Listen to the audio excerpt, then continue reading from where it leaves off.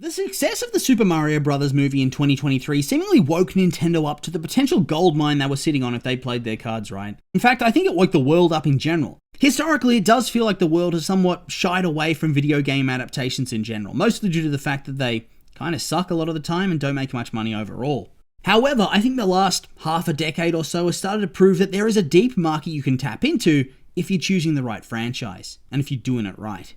We saw this first up with Detective Pikachu, which did reasonably well and supposedly is getting a sequel, although it feels like it might have fallen into developmental hell. Then Sonic came out a while back and despite it being COVID, managed to actually do very well at the box office. And it's kept being successful with each installment making a little bit more than the last. However, it's clear that in terms of audience interest and appeal, Mario was a cut above that same level. Whilst there was a lot of hating and doubting, the movie is now amongst the most successful animated films of all time, grossing a massive $1.3 billion off a budget of $100 million, becoming the most profitable film Illumination's ever released, the third highest grossing animated film ever at the time of its release, and is still sitting in the 5th position after 2 monster releases in the last year or so pushed it down the rankings a little bit. It has a pretty bad critical score, but honestly, when it comes to stuff like this, most critics are stuffy, out of touch, and pretentious, looking down their nose at the idea of a movie simply being fun and not having any deeper meaning or themes for them to stare at and ponder like some weirdo exhibit in a modern art museum. I think this film in particular is going to be looked at as the turning point in adapting video games to the silver screen and how you can go about it. And it's certainly emboldened Nintendo and Hollywood quite a lot. After all, we have a fresh Super Mario Bros. Movie that's coming out in April next year, which I'm sure is going to do big time numbers at the box office. And they also seem to be proceeding with a Donkey Kong spin-off film, which is going to form a shared Illumination Nintendo universe. I think all of this points to the idea that these big name video game franchises, many of which are owned by Nintendo, can do big business, especially in this era where audiences are gravitating towards nostalgia. What could be more nostalgic than going to see video game franchises that have had enduring popularity since the 80s? They have such a wide pool for a potential audience, and so this is why I wasn't all that surprised when it was announced that Nintendo was interested in making an adaptation of one of their other massively popular franchises, which in turn has seemingly hit a whole new level of widespread audience appeal with The Legend of Zelda Breath of the Wild in 2017, and then Tears of the Kingdom in 2023.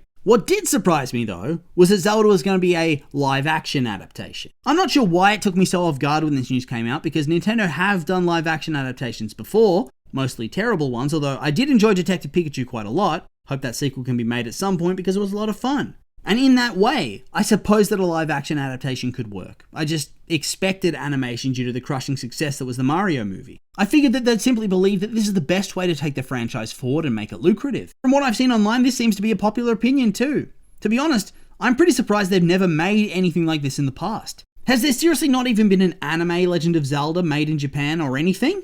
They go straight from that 80s cartoon right into this live action close to 40 years later? Never another attempt? Pretty crazy to tell you the truth. It feels like it's a pretty obvious pathway and a really good concept to try to bring to the screen that they could have had a lot of success with. However, it is a live action that they're moving ahead with, and it's coming sooner rather than later, with a release date tentatively set for March 2027, which is under 2 years from now and is certainly exciting. I guess that means that very soon they're going to start production, and as part of that, we've got our first 2 castings of the film.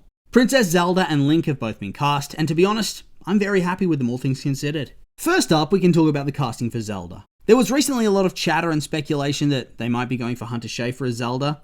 I will admit that when you look at photos of her, she does eerily look the part of many different versions of the character. That being said, she's not the choice that's been made, and instead they've cast the far more unknown Bo Bragasen, an English actress that started getting more consistent leading roles in the last year or so. Once again, this is one of those casting choices that I have no opinion on in terms of the quality of the acting because I've never seen her in a single thing. However, I have to say that the attached still that came with her casting, the one that's going around the internet, really does make me very optimistic. At the very least, I think she looks the part, and I very much doubt that they've cast somebody who sucks at acting either. I just hope that everybody is very normal about the casting, because there can be some crazy backlash towards actors when the wider fandom has somebody else in mind for a specific role. The last thing we need is absolute psychos harassing this girl or anything of that sort for the crime of not being their fantasy casting or looking like Zelda did in their favourite game or fan art or whatever. So that's Zelda, but we also have the casting for Link. A little more of a known quantity this time in Benjamin Evan Ainsworth. I will admit that I've hardly seen him in anything except for the live-action adaptation of Pinocchio by Disney, which I have to say was absolute steaming garbage in every single way. Maybe he gave a great performance in that film, but I just don't really remember it. Anytime I try to think back on that movie, I just remember how terrible it is, and how it's probably the worst Disney live-action adaptation of all time. Thus, I don't really have any ability to try to appreciate whether the kid was any good in it. As for his look though, he seems fine. Of course, There are the typical doomsayers that are crying about his hair being so dark, but it's all very premature. I mean, wigs exist, and so does hair dye. I doubt they're going to take an iconically light-haired character whose hair is usually blonde to light brown and suddenly say, no, dark brown's the direction we're going to go with. I mean, I'll own up to it if they do that, but I just don't see any reason why they would. All in all, I'm actually pretty happy with the casting so far. I like that they've taken a couple of, well, no name feels harsh, but maybe more obscure names, and they've put them in as the leads. I did worry they were going to go with big names to try to sell the movie, but I think it's best to cast people that fit the part instead of trying to shoehorn these big name actors into these two lead roles, especially since the pool of big names in that age bracket is extremely shallow. I think this way you can really buy into them being the character, as they don't come with that added baggage of having a known name and known roles that you associate with them. And I think this is just a great way to start a franchise if it's successful. At the same time, you can easily slot big names that are going to help sell more tickets into some of the side roles. Obviously, Ganondorf's probably going to be a big one you need a proper name for, because he's going to be one of the 3 most important characters in the film you'd expect. But at the same time, there are lots of recurring character archetypes that appear across the franchise you could easily slot some names in for. I suppose we'll have to wait and see in that regard though, because I have no ideas really. This in turn did get me thinking though. The actors are really only one piece of the puzzle. The direction and the writing are really important aspects too, and I think we've known about these guys for a long time now. And this begs the question, are they going to be any good? Or are we walking into a minefield? I guess we can start by talking about the writer. Derek Connolly's his name, and from what we can see, this is the 3rd script he's going to write solo. Prior to this, he'd written the screenplay for Safety Not Guaranteed back in 2012, which got positive reviews, and Monster Trucks in 2016, which did not. Although from what I understand, the film had started developing a bit of a cult following in the years since it was released. So from what I can see, his solo work has a 50-50 hit rate. Although I will give him this bit of grace. How the hell are you supposed to write a cinematic masterpiece with a concept like Monster Trucks? I honestly have no idea. As part of a writing room, he's been part of some pretty successful films, I have to say. He was a writer on the first Jurassic World film, which was massively successful. He was also on the sequel Fallen Kingdom, and people like to critique the screenplay for this one quite a lot, and I get it, but at the same time, I think they're pretty decent for what they are. There are only so many ways to write dinosaurs inexplicably getting the drop on humans again and again, despite all the safety procedures and weapons that humans can access.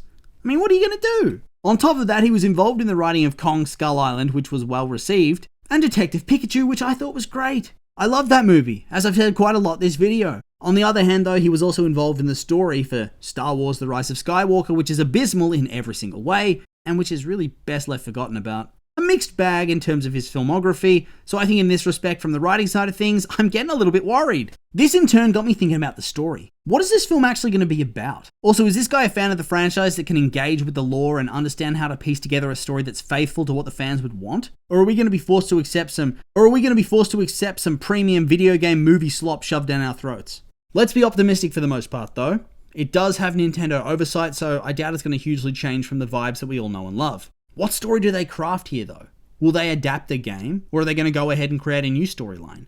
Honestly, that's probably for the best. Translating any of the games to film rather than TV is going to necessitate a lot of cuts, which will get people needlessly salty with your film. And then there's also the question of which game to adapt, because there are a lot of popular ones, and no matter what you do, there's going to be complaints if you choose one over the other. So yeah, the writing's up in the air for me at the moment, but it's not all doom and gloom. Because then we come to the director Wes Ball. Initially, I thought that I had no idea who this guy was. Wait a minute! Who are you? But then I looked at his filmography and I saw that he was the director of the Maze Runner trilogy, which actually has me optimistic. The first film's an absolute banger, but then even though the second and third film had weird storylines and kind of bad scripts, the stuff that he was actually in charge of, the action sequences and the performances and all that sort of thing, were top tier. He then did Kingdom of the Planet of the Apes, which I haven't seen, but those films are generally well looked upon, and it seems to have gotten good reviews. Ultimately, I think this means that he is a decent director, a very decent one. He hasn't made anything that's particularly blown me away with its quality, but he's never made a stinker either. It seems the majority of the problems on the Maze Runner were due to the source material and the screenplay, and I don't think he controls that in the end. I don't think he would have had any pull like that in his early films. Gotta work with what you're given. However, I do think it's pretty clear that this guy's been chosen for his work with action sequences and visual effects. It's probably a good thing since ultimately, the action is important to the franchise, and so many characters and creatures that Link interacts with are probably only feasible with CGI. I don't think rubber masks and makeup are going to cut the mustard for everybody. I do wonder what impact this is going to have on the budget though, and is there the potential to earn that money back? Mario was cheap to make and made the big bucks, but is Zelda? Time's going to tell, but here's hoping because my nostalgia is well and truly tingling. Of course though, in the end, these are simply all my opinions, and now I'd like to hear yours. What do you think of the casting and creative team for the upcoming Zelda movie? Are you optimistic? Maybe not? I'm curious for your thoughts, so make sure to like, comment, and subscribe, and let me know.